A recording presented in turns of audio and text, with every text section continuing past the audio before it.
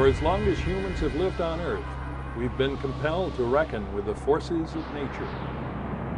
From the dimly remembered struggle to survive amidst the immense and incomprehensible power of the elements, to the conquest of today's high-energy physics, our understanding of the ways of Mother Nature has always been the key to everything else. And since the beginning, an endless parade of shaman, priests, prophets, medicine men, inventors, scientists, magicians, geniuses, if you will, have dazzled us with their real or pretended penetration of nature's mysteries and have struggled to point the way for the rest of us. The trouble is, they've not always pointed in the same direction. While some have deserved our support,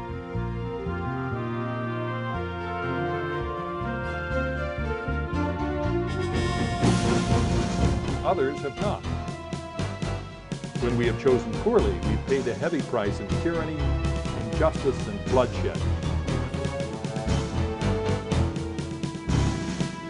When we've chosen well whom to follow and which ideas to implement, nature herself has rewarded us with freedom, peace, and prosperity.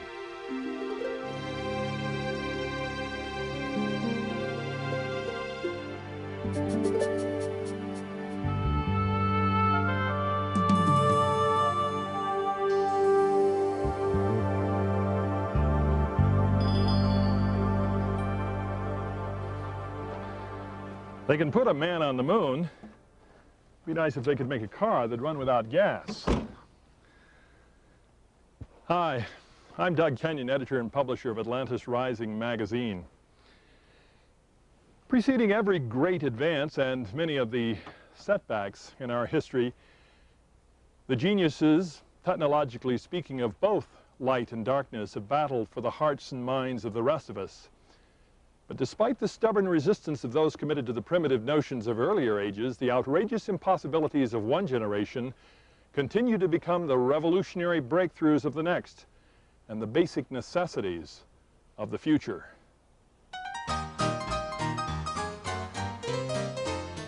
Still, in the 20th century, while the Henry Fords, the Marconis, the Thomas Edisons have succeeded in capturing most of the attention, others, with technological prowess bordering on the miraculous, strangely have gone unnoticed.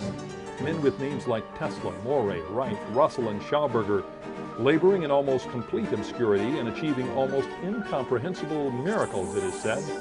Free energy, anti-gravity, transmutation of the elements, physical rejuvenation, and more, were yet largely rejected, ridiculed, or despised by the scientific establishment of their day.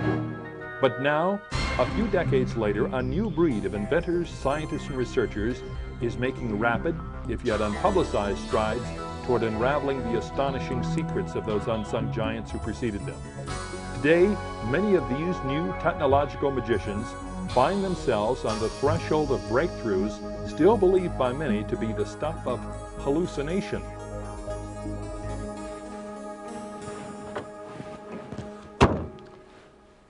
In the next hour, we'll learn how prolonged youth, infinite energy, escape from gravity, maybe even cars without gas, and much, much more may be nearing tangible reality.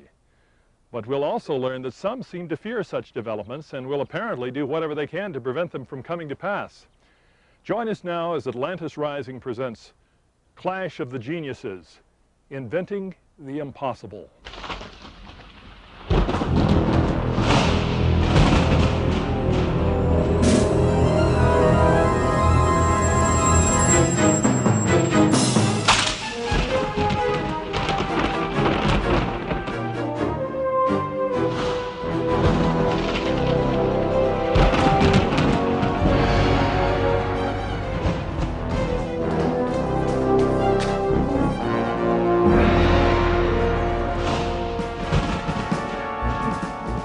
When FBI agents entered the shabby room in Manhattan's New Yorker hotel in January 1943, they were looking for technical data, plans, details perhaps of a secret weapon. It was wartime and no chances could be taken that an enemy might lay hands on the secrets of the frail 86-year-old man who had just died there.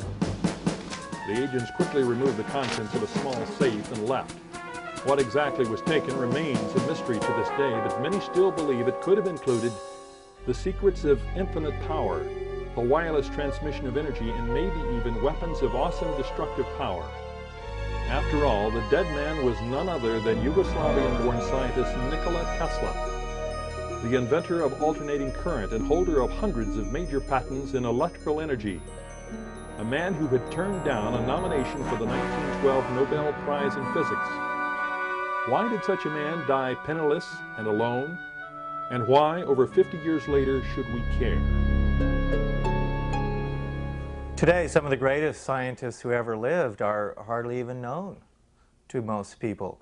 Nikola Tesla, who was probably the greatest scientist ever, is pathetically unknown to even many electrical engineers and people of science backgrounds. He was such a gifted inventor and was really one of the initial people that began to look at the whole concept of free energy outside the normal realm of physics. He envisioned the free energy based on universal principles. The guys like Tesla, who are really doing great things. In fact, things that we rely on even today, I mean, AC current, the whole transmission system that runs most homes and businesses was Tesla, yet many people don't know his name.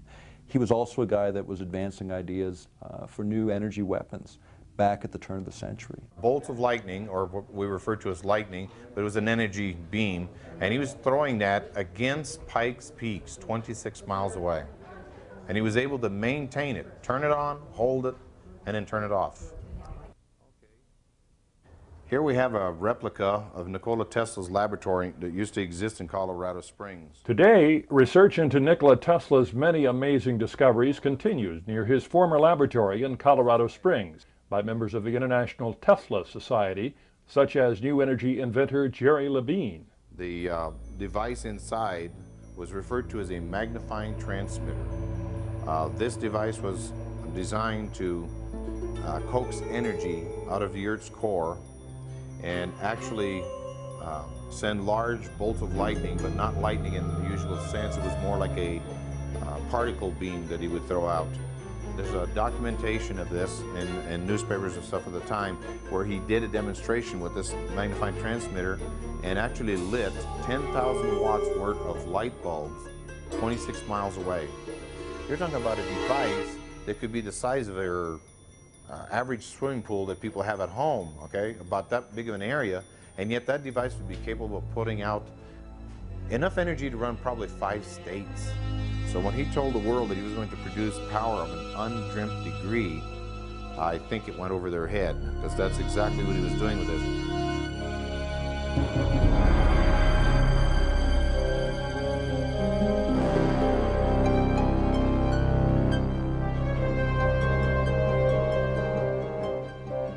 Tesla was not the only genius of the 20th century to experience the pangs of ridicule and rejection.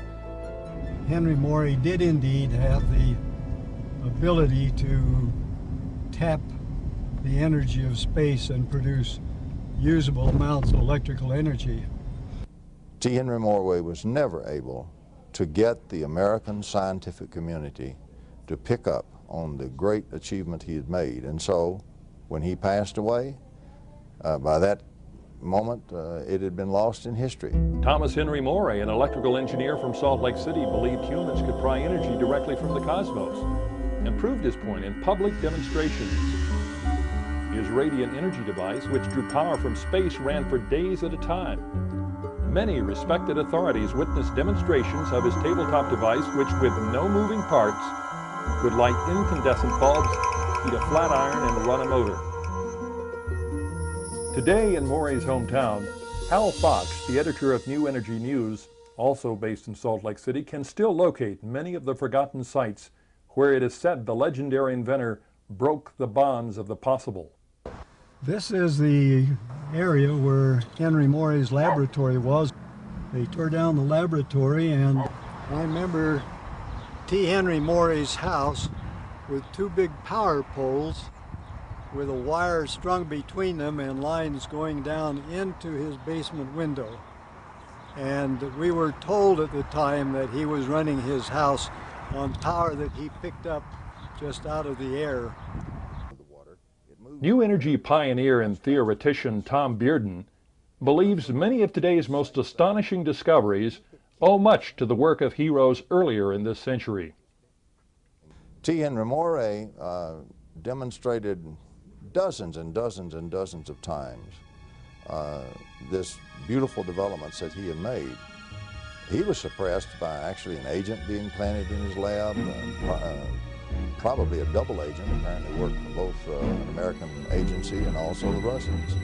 He was shot at on the streets. He had to ride in a bulletproof car. He was shot in his lab, physically shot. The Russians tried to kidnap him once in New York City, almost like a dime store novel, every bit true. For his achievement, Moray was threatened and harassed until his death in 1974. Walter Russell, a painter and scientific theoretician whose ideas about alchemy and the transmutation of metals are only beginning to be understood, predicted tritium, deuterium, neptunium, plutonium, and other elements in 1926. His ideas were ridiculed. In the same decade, Royal Raymond Wright invented a high magnification, high resolution light microscope which could see unstained living cells. He went on to develop electromagnetic methods for killing bacteria and promoting health. For his trouble, the authorities put him out of business and suppressed his inventions. Austrian Victor Schauberger made breakthrough discoveries with vortex turbulence in water and invented methods of energy generation which harmonized fully with the ecosystem. Forced to work for the Nazis in World War II, Schauberger was believed to be the principal source of rumored top-secret flying saucer technology in the Third Reich. After the war, Schauberger came to America and was swindled out of his inventions. He died a broken man. Another Austrian, later an American, Wilhelm Reich, claimed to have discovered a unifying force in nature, which he called orgone. In 1948, the noted British educator A.S. Neal reported watching a small motor in Reich's shop running on orgone energy alone. Nevertheless, no one took up his work, and the FDA attacked him for his claims for orgone energy and for physical therapy. He died in federal prison, his books and papers burned.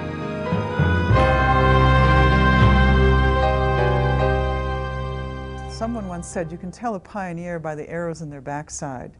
It's been very hard on people who come up with novel ideas that aren't fully understood. It's been so difficult for them to stand up to the ridicule, the scorn, the laughter, the lack of camaraderie, the lack of funding, the inability to publish. There's just an extraordinary number of battles that pioneers in new energy, in new science, and new medicine face and have always faced. Nevertheless, despite the unyielding opposition of entrenched interests in business, the academic world, and government, a new generation of courageous, albeit unorthodox pioneers carries on, and now seems poised on the brink of hitherto undreamed of possibilities in at least 3 areas: transmutation and rejuvenation, anti-gravity, and free energy.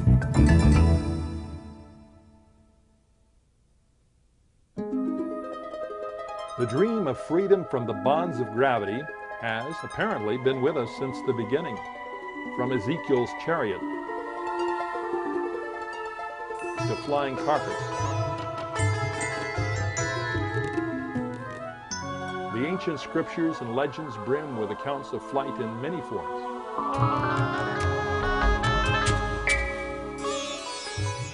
Some of the most vivid come from ancient India. As far as I know, we have not actually recovered an ancient flying machine itself. We have uncovered the evidence of such machines. There are gold models which appear to be of flying machines which have been found in Colombia. A model of an airplane has also been found in a tomb in ancient Egypt. I think more importantly, we have the ancient documents, ancient books from ancient India and ancient China and other areas, which indicate that people did in fact fly in aerial devices, probably devices similar to the airplanes of today, similar to zeppelins or blimps and dirigibles, quite possibly even flying devices that were similar to flying saucers and hovercraft type devices. Today, the dream of flight seems best embodied in the modern mechanical technologies which have descended from the Wright brothers.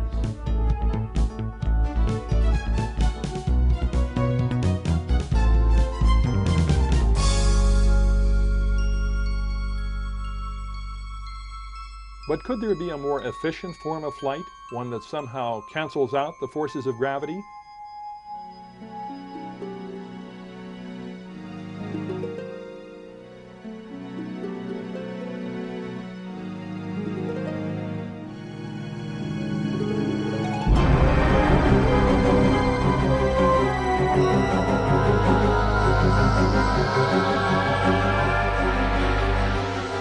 There is, after all, evidence from the ancient world that very large and heavy objects were moved by means which remain a mystery today.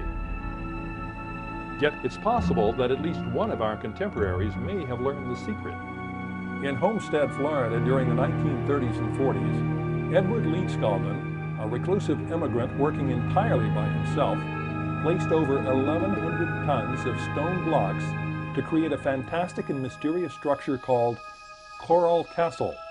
Most of the blocks weighed in excess of 15 tons, some as much as 30 tons, yet the secret methods employed have never been discovered. Tool designer and engineer Christopher Dunn is astonished by this unrepeatable accomplishment.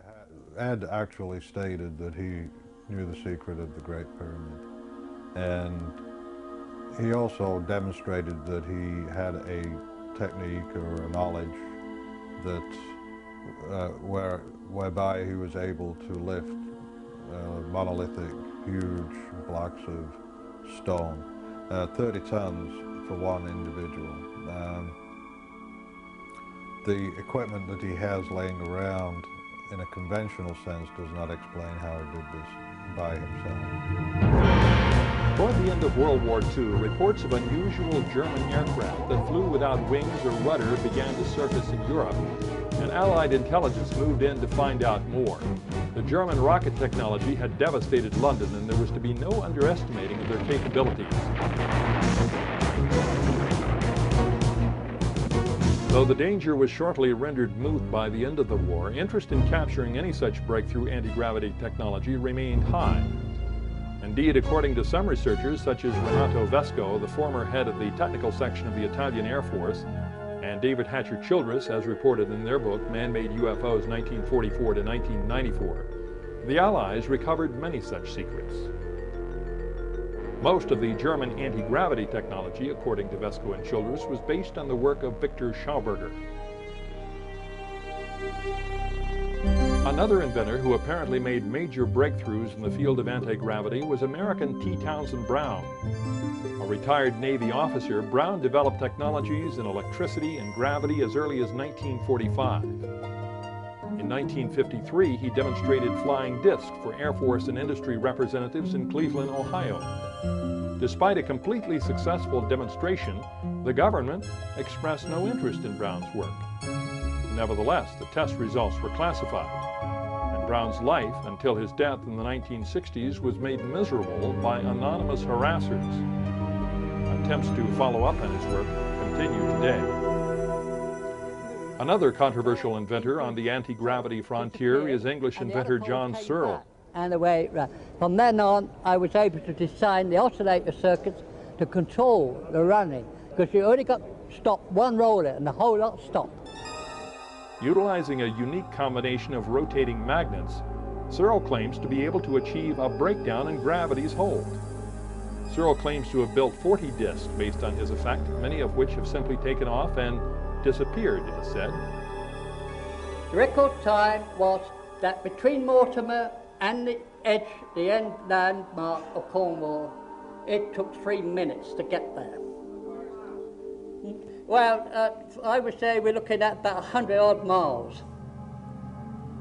And that was a model being withheld from the maximum speed. It wasn't touching anything.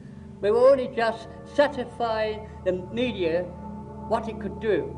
And that was only a model. Today, several groups in the US and the UK are attempting to duplicate his results.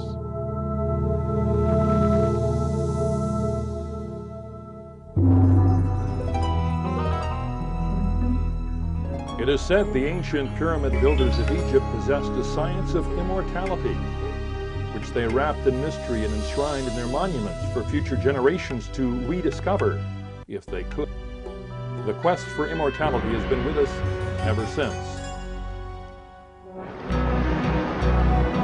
Thousands of years later, Spanish explorer of the New World, Ponce de Leon, took seriously reports from the Indians of a fountain of youth and spent his life in a futile quest to find it.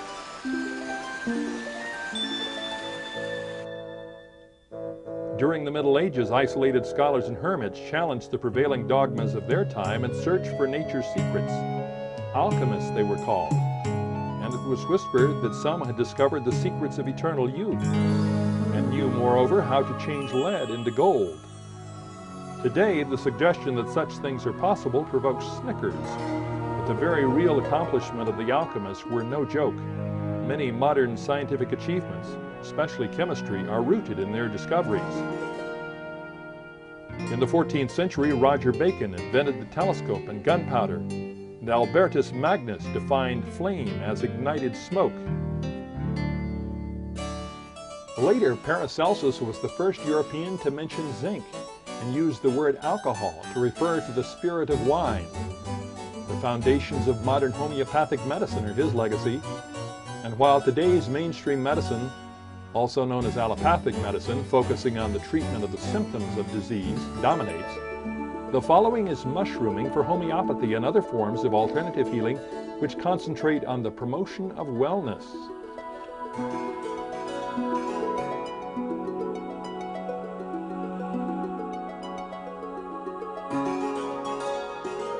Today, the possibilities in healing, rejuvenating technologies of men like Royal Raymond Wright and Wilhelm Reich are being explored with new vigor.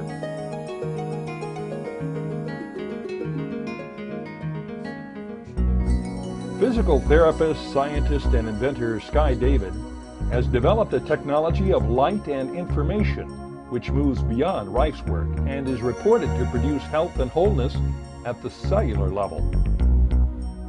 Picture the constituents of the cell as like a school of fish.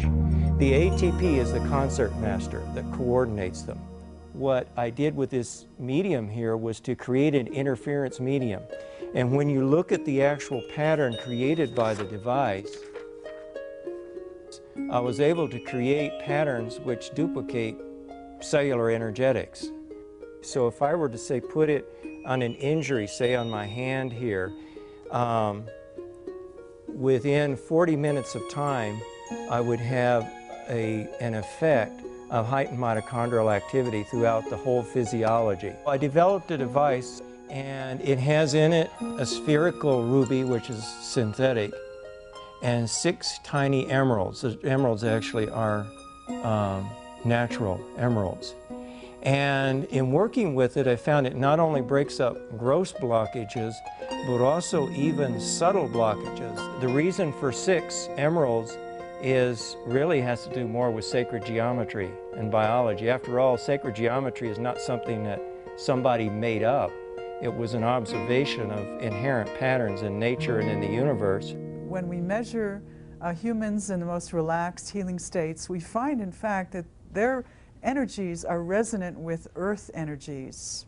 For example, people meditating enter into predominance of alpha rhythm in the brain, 8 to 10 hertz or waves per second emitted from their brains. This is exactly the Schumann resonance of Earth. And I don't think that's any coincidence. I think that when we put ourselves in relaxed healing states, we become one with the big mind, the Gaia, of which we are a part. And that is the most healing state for a human being to enter into, the resonant states with Earth. One of today's best-known holistic physicians, Dr. Viktor Frankl, believes that when it comes to healing, nothing should be called impossible. We've been taught for the last 40 years that the body is run by a computer in our head, somewhere in the body, and every function that we know about is a one-thought program in that computer. And we've learned how to test for those functional programs. And we found soft tissue, hard tissue, electronic stimulations to re-establish the flow of that program, to take out the glitch. We can now change blood pictures. We can do a slide for a sore throat, do a correction, do a slide seconds apart, and have massive infection and no infection within 10 seconds. The body works that way. From cadaver studies, they say, no, it can't work that way. It doesn't happen. We know from living bodies that the body is built to be well, and if you can direct it in the right direction, it happens now. Not tomorrow, not next month, now. Today, the legacy of the alchemists is not limited to rejuvenating the physical body. Even transmutation, the legendary metamorphosis of base metals into more refined elements, usually taken to mean lead into gold, is becoming a reality. Mainstream science would agree, but point to such accomplishments of high-priced, high-energy physics as the cyclotron or even so-called hot fusion. But even independent, low-budget inventors are achieving comparable ends. Canada's John Hutchison, for example, has produced startling but fundamental changes in metals placed in complex electromagnetic fields in his laboratory. Probably nobody has come closer to the ancient ideal of transmutation, though, than Walter Russell. Today, inventor Toby Groats believes he has, in experiments in his private Colorado laboratory, come close to uncovering many of Russell's secrets. He was able to utilize the facilities of the Westinghouse Lamp Laboratories in Bloomfield, New Jersey, to test his theories on transmutation. Using a quartz tube similar to this, he was able to take water vapor and, using specifically designed magnetic fields, cause that water vapor within the tube to be transmuted into either hydrogen, nitrogen, or oxygen. There are some who believe the latter-day transmutation of the elements lies at the heart of what the media has termed cold fusion. So we're quite confident that we are transmuting about 95% of the naturally radioactive thorium used in these low-energy nuclear reactors. Hal Fox heads the Fusion Institute, where research continues into a process declared impossible by the priesthood of high-energy physics. This is a new technology with tremendous potential, and our first objective in our laboratory work is to help to reduce the problems of cleanup of radioactive waste by developing systems that can reduce the radioactivity by transmutation of the radioactive elements, reduce the radioactivity on site without transporting those dangerous radioactivity across several states, and then trying to store them for 10,000 years in some mountain in Nevada or any other place. We're looking to determine the actual cause of low-energy nuclear changes. This is referred to sometimes as transmutation or alchemy. But whether the ancient alchemical dream of transmuting lead into gold becomes a reality or not, it is clear that in the crucible of modern science, a no less dramatic change in the way people think has already begun to appear. Scientists have begun searching through old data and new data falling out of current research into such topics as cold fusion that indicate there may be molecular changes and atomic changes occurring which are not explainable by the normal or previously accepted theories and paradigms of physics.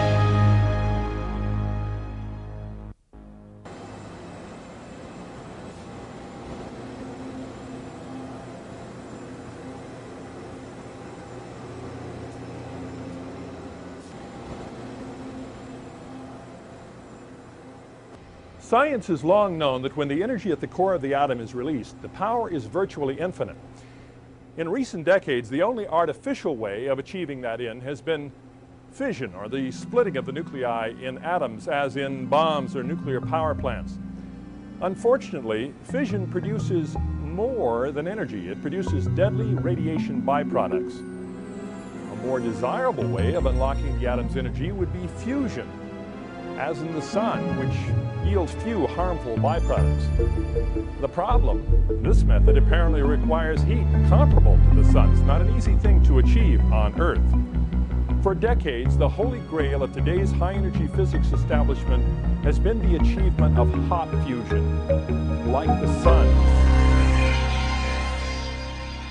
But on March 23, 1989, two scientists at the University of Utah announced that they had achieved cold fusion in a 1-quart mason jar filled with deuterium. A platinum wire and a 1-inch square sheet of palladium attached to a wire was then added to the jar.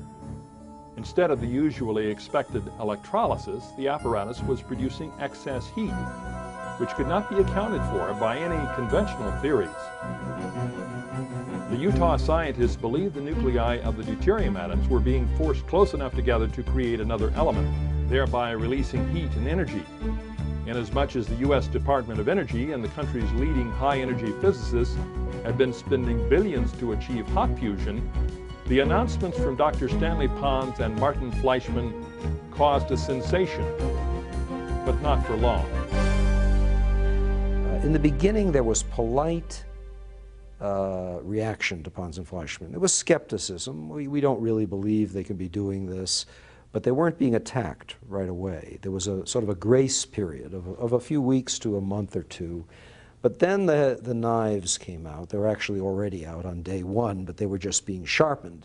Dr. Eugene Malev served at Massachusetts Institute of Technology during the period of initial furor following the discoveries of so-called cold fusion. Today, he edits and publishes Infinite Energy magazine. And what happened was more and more people all over the world began to do the experiment in laboratories everywhere, and people began to report positive results. Of course, there were also negative results reported.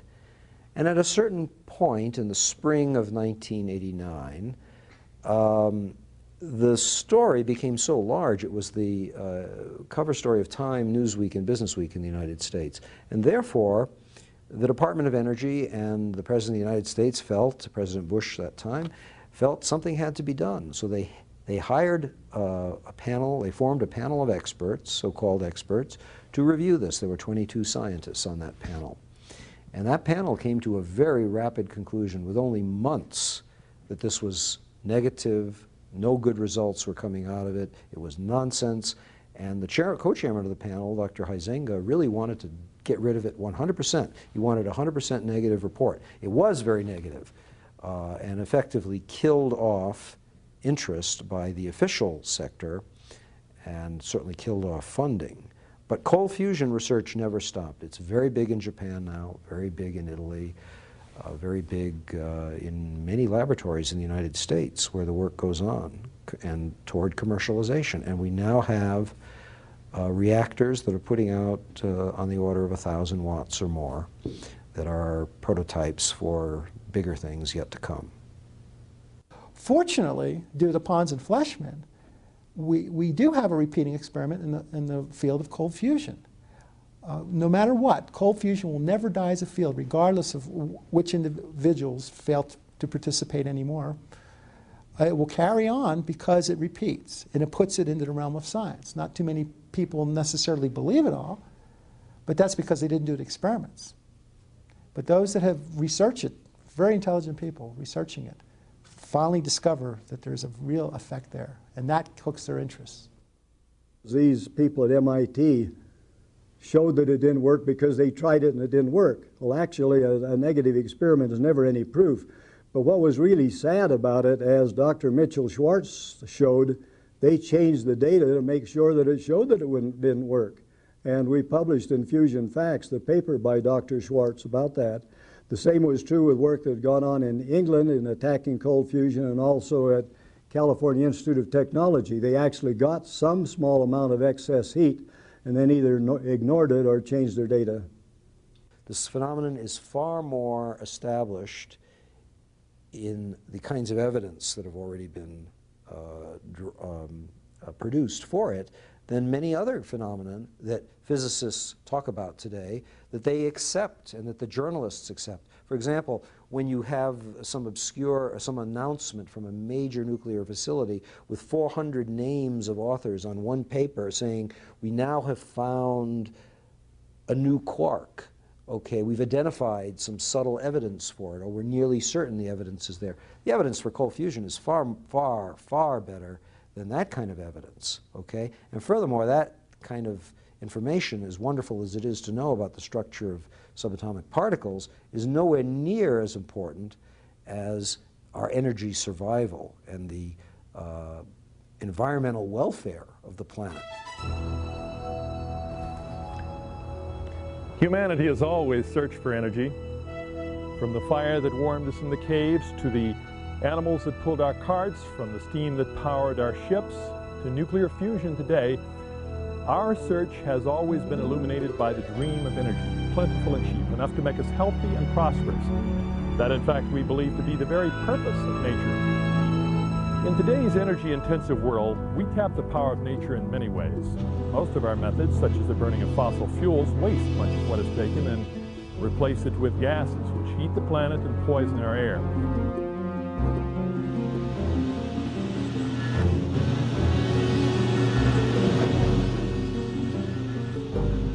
Other methods draw their power directly from natural currents, such as water, air, or sunlight, and leave the source relatively unchanged.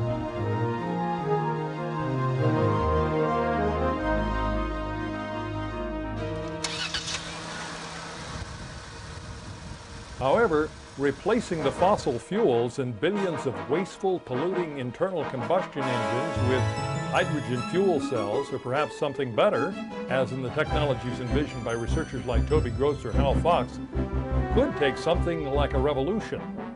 Nevertheless, the global need for clean, abundant, renewable energy right now is great and growing. The question is, where do we get it? The exciting answer from many of today's research pioneers is all around us. Not in the air or the water or the sunlight, but in the very fabric of space itself. The part that's there when everything else is not there. The so-called zero-point energy. In this field today, the term zero-point energy is much in vogue. What has been found out over the last several decades, particularly in physics, is that the vacuum, the emptiness in front of you, when you remove the air from it and just look at the emptiness, is not really an emptiness at all. As a matter of fact, it's filled with enormous amounts of energy, but of a very peculiar nature. When we talk about zero-point energy, we're recognizing a true energy source, very similar to recognizing that the sun exists and solar energy exists. It's an energy that's truly there in the fabric of space, and as an engineer, we're exploring, can it really be tapped as an energy source? Dr. Maury B. King wrote Tapping the Zero-Point Energy, one of the first books to explain the existence of so-called space energy. It is electromagnetic, electrical field energy that vibrates very rapidly. You could think of it as microscopic, very, very small lightning inherent to the fabric of space itself, going off all the time. It's constantly random jitter. It is really in an open system which is driving everything, and everything else is exchanging energy violently with it all the time, and it's trying to stay in equilibrium with it, but it's driving it all the time. So we found out that we lived in an incredible ocean of energy.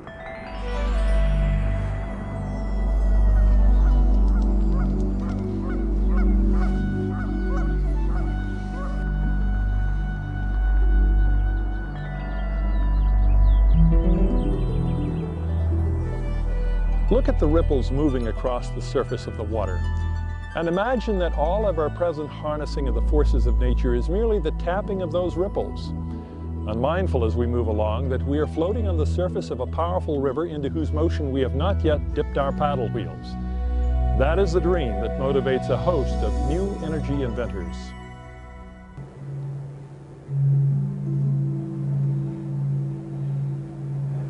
The key of C is interesting, as are all keys. The fundamental of each key is the oneness from which all the notes of that key are derived. So one without the other cannot exist. The positive side of a vibration can't exist without the negative side. They are one in that essence.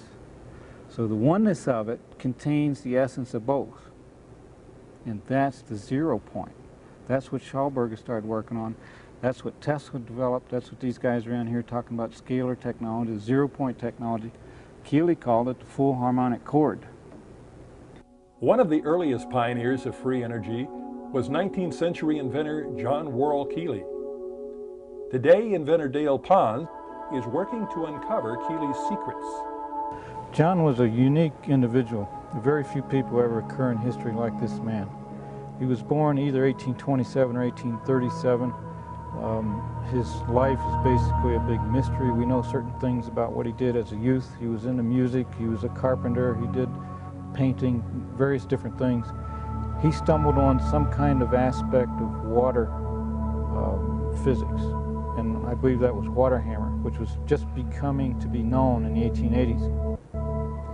He developed a motor which became the famous Keely motor in Philadelphia, which operated on the basis of water hammer and vibration.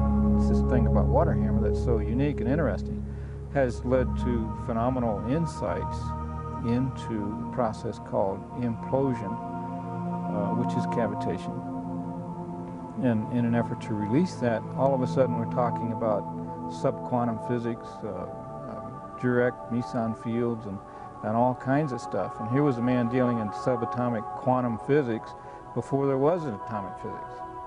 Over a period of years, as I learned about the water hammer thing, and I learned about the physics of cavitation and the water hammers and the vibration, I began to realize that if we were going to find and reinterpret and redevelop what Keely did, we would have to work with the Dynasphere, because it was the machine through which we could learn the most, and it was his takeoff point, you might say, from which he developed many other technologies and machines and inventions and devices. A century after Keely's saga, his legacy and that of other new energy pioneers lives on in the work of many unorthodox and still unsung inventors. A few of the most promising, though, could be nearing the kind of mainstream acceptance which most of their predecessors only dreamed of. The late Floyd Sparky Sweet is credited with creating a breakthrough magnetic solid-state motor. A magnetic specialist with a distinguished industrial career, Sweet was a man whose technical claims could not be easily dismissed. Many credible witnesses saw his device work, and Toby Groats was able to photograph these demonstrations. This is Floyd Sweet's vacuum triode amplifier, powering two 100-watt incandescent lamps and a small DC motor. The term vacuum triode amplifier, or VTA, is a word that was coined by Tom Bearden in order to explain the phenomenon of how energy from the 0 point energy state was coupled into Floyd Sweet's over unity free energy device. The hardware configured in this photograph was set up and run, producing in excess of over 2 million to 1 power gain. It's definitely one of the outstanding examples of how 0 point energy over unity devices can be made to actually function and work. Canadian inventor John Hutchison has built a device which employs crystalline materials and electrical resonance to produce sustained electrical currents without batteries or any other input. He calls it a space energy converter. This one here is basically a portable unit I'll be taking to Japan, and it puts out approximately 2 to 6 volts. And the main tuning crystal section is up here. I'm adjusting this slowly. We get an overload. OL is overload. Another overload, 6.51 volts, 6.2. I have now adjusted this so it has some working energy. I've traveled all over the world investigating free energy systems, inventors of free energy systems. I've seen many, many attempts to put free energy systems together.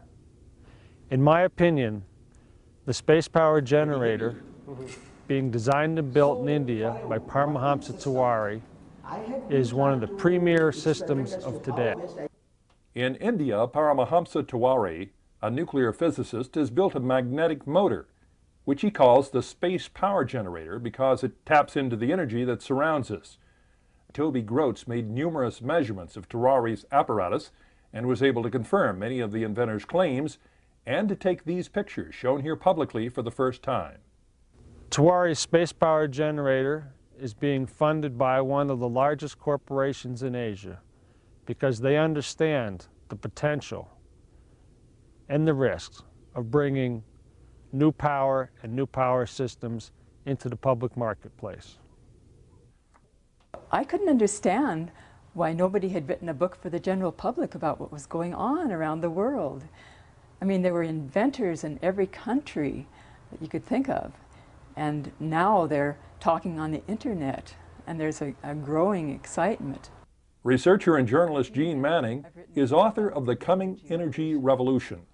In the early 80s, I met an inventor who said that he had a magnet motor generator and that it was possible to tap into some energy in space around us by use of really powerful magnets. Well, I was fascinated by this unusual topic and found that there wasn't any course that I could take. There wasn't a university course in free energy. So I started going to conferences around the world. There was in Switzerland in '89 the Swiss Association for Free Energy, and in Germany the German Association for Gravity Field Energy. And I met many inventors and researchers and scientists who were just dedicated to bringing us a clean energy technology.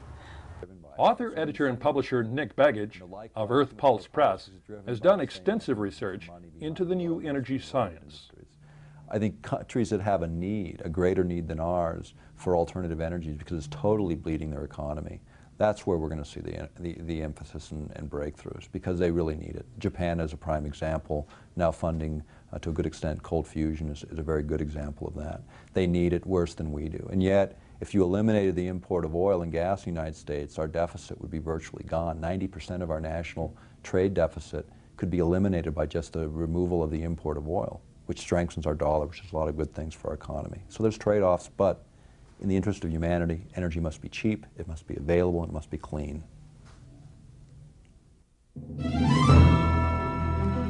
Nikola Tesla demonstrated that he could transmit energy without wires. T. Henry Morey and Wilhelm Reich drew power from the universal. Royal Raymond Wright fought disease with electricity. T. Townsend Brown made discs fly without propellers or rockets. Today, many independent inventors are duplicating the results of these and other unappreciated geniuses, but energy is still expensive. Flight without vast quantities of fuel is still not a reality, and people still die from diseases which could be treated with alternative methods. The question is why? That is a question which many in the scientific and business communities and the media may yet be compelled to answer. Let us hope their answers are more compelling than those of repressive establishments throughout history, who in order to preserve their own influence, power, and business advantage, withheld life-saving information from the very people for whose welfare they were responsible.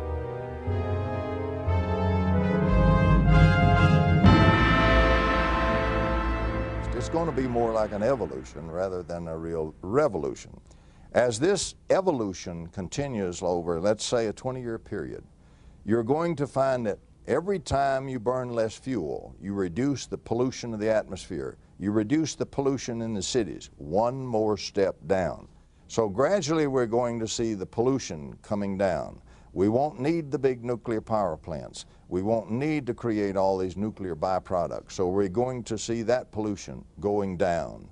And we're going to see eventually the restoration of this beautiful Earth planet of ours, so vividly seen in the NASA photos from space. We are going to see the Earth planet returned to our own true Mother Earth. There will be an era, I would say, of optimism. And that's, in fact, one of the worst things that was stolen by the enemies of cold fusion, was optimism and promise of very hopeful future for our children, rather than a promise of continued environmental disasters and worry over energy availability and so forth and global warming. This will change. Suddenly, when the implications are fully known and they are talked about in the press, I hope we will have a revolution in thought on this planet. But with these alternatives, what's presented is potentials for universal health care that's cost efficient, potentials for universal agricultural applications that can grow food at much greater rates. Experiments already show you can produce 30% greater yields in 30% less time using some of these subtle energy technologies. And then the energy consumption overall in terms of what you can build and what you can do with industry if it were balanced. When you take those three factors, those address food, clothing, and shelter, the basis of what all human beings need. And then you have the sense of security, which is built upon the idea that there's enough for people. And then you have the sense of belongingness, but the greatest thing you have is self-actualization. If people begin to actualize their potentials because those basic needs are met, incredible things will happen. Revolutions in every area of human activity can take place. When you're freed from the burden of being enslaved to just providing for those basic things, that's where the change will happen, and that's where everything will change. We're told that we live in a world where there's scarcity of energy resources, where some countries have fossil fuel deposits and other countries are the have-nots. But the truth is that the energy of space is distributed equally all around the planet. There isn't any certain country that has deposits of zero-point energy that are richer than another country. It's equality now. It's a new game. I know what it means. It means that my sons don't have to go off and fight any oil wars. Free energy systems will create a world that basically makes a small pie larger. Right now, if you look at the distribution of resources and the consumption of energy, 1/3 of us on this planet consume 2/3 of all the power.